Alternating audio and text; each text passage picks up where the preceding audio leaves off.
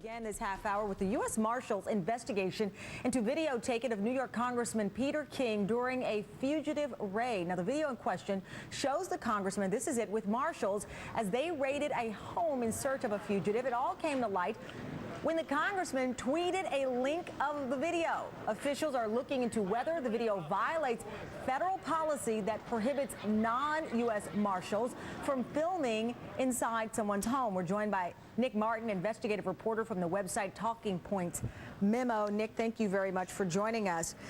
So the congressman tweeted out the video and then he attempted to delete it, or what happened here? Yeah, he actually attempted to delete the video from YouTube that he had already put up. And by that time, we had already grabbed the video from YouTube and had our own copy of it. Who alerted you to the video that you'd be able to grab it so soon? His tweet.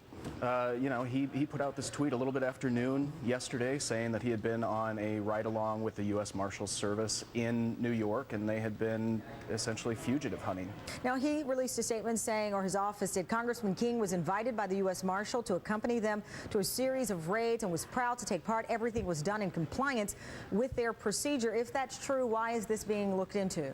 Yeah, that's a good question. We're hearing conflicting statements between King's office and what the U.S. Marshals Service is saying. They say, you know, they've really never had a policy where they allow people to videotape these raids and videotape, especially inside residents on these raids. Was this, and I was looking at the video, was he being followed by his own camera crew?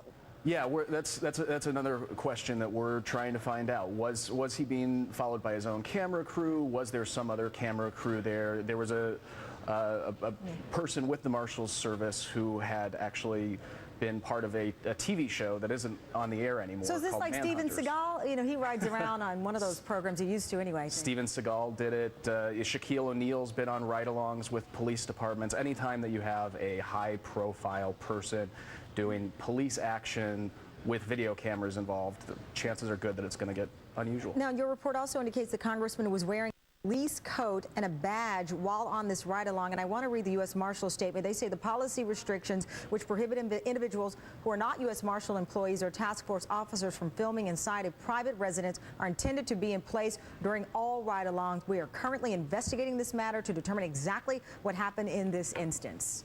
Yeah, a criminal defense attorney that I talked to yesterday flagged the fact that he was wearing a police coat and a badge and said, you know, that's unusual. Do you hear of members of Congress often doing this in their downtime? This is the first I've heard of it. I don't know about you. We'll see what happens. We'll see what the congressman has to say about this as this investigation. I mean, it's being investigated, so we'll keep following it. Thank you very much.